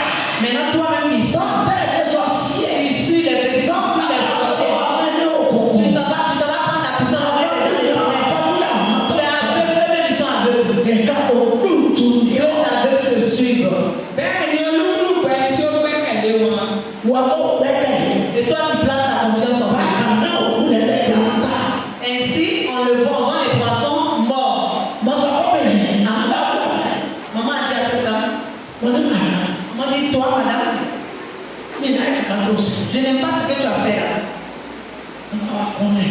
Et cette personne est venue se mettre à Mo genoux. tún bọ́ sẹ́bí ibi òní o. Maman dit, tu penses que je ne t'ai pas vu? Mo sẹ́bí ibi òní. Tu penses que je ne t'ai pas vu? Ntọ́ sẹ́bí náà.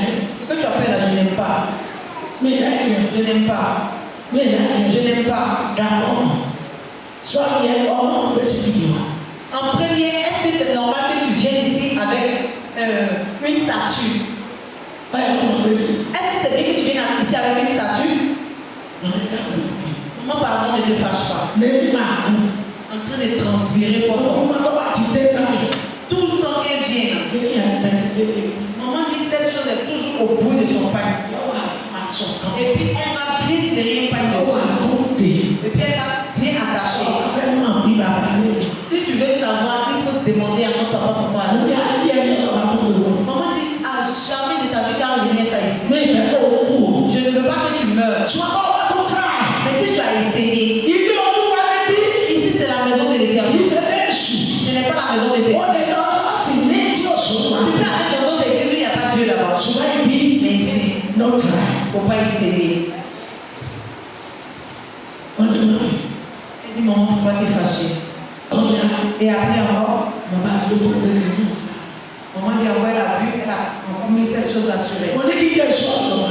Maman dit que Jésus Jésù ọ̀dọ̀ wa. et que le Seigneur, Kò lè ṣe é ṣe. c'est pas possible. Mo ti sọ fún ọ. Je te l'ai déjà dit. Pé kí ni yẹn náà pè wò Que yí. ça ne peut plus envoyer ça ici. Ó nígbà tí bàbá òun fẹ́ kú. Elle dit que quand son papa venait mourir, Bàbá òun aṣọ pé òun ò jòkó ọ̀sán. et son papa lui a dit que c'est elle qui va hériter de cette statue. Ó kè kí náà wà wá sọ́ọ̀sì. Maman dit, bon, tu viens chez quoi à l'église alors? Ó ní gbogbo tó ń sọ ṣe nínú àná.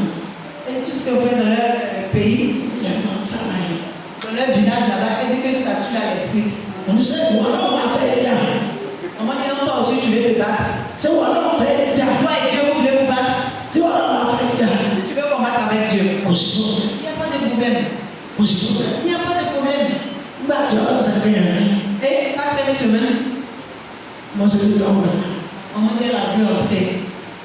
Arákùnrin kan gbogbo gbà. Maman l'a vu passer. Arákùnrin kan wà. Et il y a un homme là-bas. Il y avait un homme là-bas. Ọgbà ọmọ náà létí. Il a giflé ici un fidèle de l'Alliance. Ó sì wà létí. Lui aussi, il avait sa construction. Olórí àkókò ilé yẹn náà. Maman a dit à Dieu, il faut dépasser cette maison. Il faut détruire cette maison. Ọlọ́run sì gbọ́. Et Dieu a exaucé. Ilé ìyàwó àdó. Cette maison a été détruite. Wọ́n fẹ́ ìyá. Wọ́n sì. Ils sont venus là. Wọ́n fẹ́ ìyá pọ̀. Ìbọn bẹ̀rẹ̀. Le jour là, il était Kò sí tọ́kàn. en sueur. Avec son âme suée. Et elle s'en fout. Ntọ́jú bí kò sì dé bẹ́ẹ̀. Enfant de Dieu qui est en train d'arranger devant la maison de Dieu, il n'est pas arrivé chez toi. Kò sí kàkà létí. Et puis tu viens de le gifle. Ìwọ máa rántí bẹ̀rẹ̀. Seigneur, qui se rappelle de la femme en mal. Ọ̀dọ̀ ìyàwó ẹni yẹn. C'est chez la femme de cette personne Lóbìnrin yẹn máa ń que cette femme est partie. bẹ̀rẹ̀ tí wọ́n sùn. Elle s'en va parler.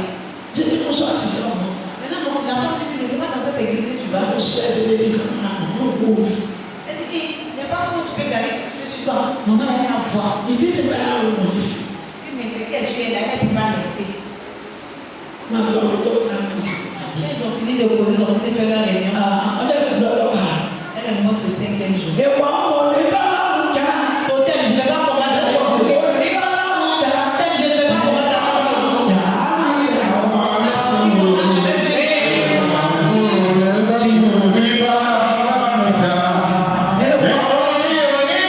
Thank you.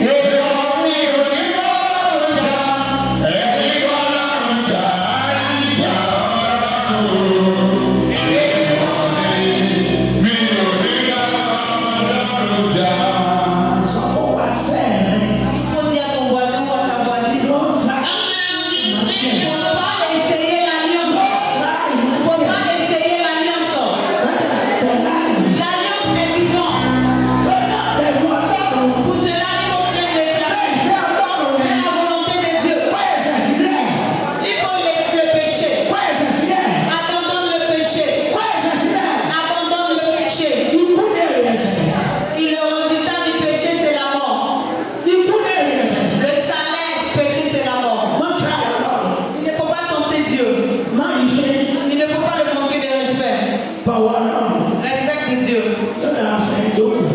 Et regardez son qu'il est toujours. Ẹsẹ̀ kẹsàn-án. Ẹsẹ̀ kẹsàn-án. Ísírẹ́lì, ìwọ gbẹ́kẹ̀lé Olúwa, ó ní ìrànlọ́wọ́ wọn àti àṣà wọn. Gbẹ́kẹ̀lé Olúwa. Place ta confiance en l'Éternel. Ó ní ìrànlọ́wọ́ wa àti àṣà. C'est lui qui est le secours et le bouclier. Àwọn bá ti gbẹ́kẹ̀lé Olúwa. Nous avons placé confiance en l'Éternel. Nítorí ọ̀fẹ́ Olùgbàlà. Grâce de l'Éternel. Kò yóò sí nǹkan. Il n'aura rien. Kò yóò sí nǹkan. Il n'aura rien. Ìwọ gbẹ́kẹ̀lé. La personne qui place sa confiance en lui. Yes. Ẹsẹ̀ kẹwàá. Ẹsẹ̀ kẹwàá. Ará ilé Árónì, gbẹ́kẹ̀lé Olúwa, Aláàbí Árónì. La maison d'Aaron. Gbẹ́kẹ̀lé Olúwa. ó ní ìrànlọ́wọ́ Confie-toi à Dieu. ó ní ìrànlọ́wọ́ wọn àti àṣà wọn. Ó ní ìrànlọ́wọ́ wa àti àṣà C'est wọn. lui le secours et le bouclier. Tó o bá ti ní Jésù, Si tu as Jésus, o ti lọ́wọ́. tu as tout. Káàkiri àjẹsù jáde láàbí ìlẹ̀kẹ̀rẹ̀. So tu dis gbogbo ti ní ayé. Láàbí àṣà rẹ̀. Wà bébé ayé. Mais faut que certains, Ti láyéláyé. certains lui semblent nationaux. Àmọ́ gba Jésù Kristi láì Ça, sáàmì. il a ça, ça, ça, les- Láì mú àjẹmọ́. Faut le croire. Gbà á gbọ́. Faut le suivre avec la vérité. Tẹ̀lé nínú òtítọ́. Aimer Dieu, Ẹ fẹ́ àwọn ọlọ́run. il va payer. Yóò sì fẹ́ràn. Yes. 10. Ah, Maison d'Aaron, confie-toi à l'Éternel. Il est leur secours et leur bouclier. 11. Oui, tu connais l'Éternel. Confiez-moi à l'Éternel. Il est leur secours et leur bouclier. mais 12. L'Éternel se souvient de nous. Il bénira. Il bénira la maison d'Israël. Il bénira la maison d'Aaron. 13. Il bénira ceux qui craignent l'Éternel. Les petits et les grands. 14. L'Éternel multipliera ses faveurs à vous et à vos enfants. 15. Soyez bénis par l'Éternel Amen. qui a fait les cieux et la terre. Amen. Yes. Ẹsẹ̀ kọkànlá. Èyí tí ó bẹ̀rù Olúwa, Ọgbẹ́ Olúwa. gbẹ́kẹ̀lé Olúwa, Quelqu'un qui a fait les pieds, faut mettre la foi sur En lui. ó ní ìrànlọ́wọ́ àti àṣà wọn. ó ní ìrànlọ́wọ́ wa. C'est lui qui est notre secours. Ẹsẹ̀ kejìlá. Olúwa ti ṣe ìrántí wa, Olúwa ti ṣe ìrántí. yóò pèsè fún wa, Yóò kù sí. yóò pèsè fún ará ilé Ísírẹ́lì, Yóò kù sí. yóò sì pèsè fún ará ilé Árónì. Et il bénira la maison d'Israël. Ẹsẹ̀ kẹtàlá. Yóò sì pèsè fún àwọn tí ó bẹ̀rù Olúwa. Lórúkọ Jésù yóò kù kún fún wa. Il bénira. Àwọn tí a bá bẹ̀rù Olúwa. Nous qui les prions. Àwọn táwọn náà ní ọ̀nà rẹ̀. Nous qui marchons sur sa voie. Àwọn táwọn ṣe ìfẹ́ Nous qui rẹ̀. faisons sa volonté. Lórúkọ Jésù yóò kù kún Au fún wa. nom de Jésus, il nous bénira. Yes. Àti ewé àti àgbà. Aha. Ẹsẹ̀ kẹrìnlá. Aha. Olúwa yóò mú yín bí sí i. Amen. L'Éternel nous bénira. Amen. Ẹ̀yin àti ọmọ yín. Amen. Nous et nos enfants. Ẹsẹ̀ kẹẹ̀dógún. Amen. Ẹ̀yin ní ẹni ìbùkún. Amen. Soyons bénis par l'Éternel. Tí ó dá ọ̀run àti ayé. Qui a fait la terre et les cieux. Ẹsẹ̀ kẹẹ̀dínlógún. Qui a fait les cieux et la terre. Ẹsẹ̀ kẹẹ̀dínlógún. Ọ̀run àní ọ̀run ní ti Olúwa. Les cieux sont les cieux de l'Éternel. Ṣùgbọ́n ayé ni ó fi fún àwọn ọmọ ènìyàn. Mais il a donné la terre au Fils de l'homme. Écoute ta parole de Dieu ce matin. Faut pas regarder les mauvaises choses. Ne regarde pas les mauvaises choses. Il ne faut pas jalouser la religion. Il ne faut pas suivre la personne qui rentre en brousse. Ọ̀pọ̀lọpọ̀ ń lọ church àmọ́ wọ́n wọ bọ́lọ̀. Wọ́n sì mọ̀. Il vient à l'église, il lit la Bible, Wọ́n wá church wọ́n ka il bíbélì. n'est pas encore convaincu. Àmọ́ kò tí ì nígbàgbọ́. Il s'appelle qu'il est chrétien. Kọ̀mọ̀ pé kìrìsìtẹ́nì lò. Parce qu'il dit qu'il Kì í est sì pé chrétien. ara ẹni kìrìsìtẹ́nì. Ẹ jẹ́ authentic ìṣe wúwa. Faut le suivre avec la Ẹ jẹ́ ká vérité. tẹ̀lé Ọlọ́run pẹ̀lú òtítọ́. Faut le suivre Ẹ jẹ́ tẹ̀lé avec la vérité. pẹ̀lú òtítọ́. Il te voit, Ìrì wa. il te connaît peut-être toi. Ọmọ wa ju ara wa lọ. Yes, papa. Yóò dára fún ẹ. 16. Les cieux sont les cieux de l'Éternel, Ẹ jókòó. mais il a donné la terre au fils de l'homme. 17. Ce ne sont pas les morts qui célèbrent l'Éternel, ce n'est aucun de ceux qui descendent dans le lieu du silence. 18. Mais nous bénirons l'Éternel, dès maintenant et à jamais, louez l'Éternel. Amen. Bẹ̀rẹ̀ ọlọ́run títí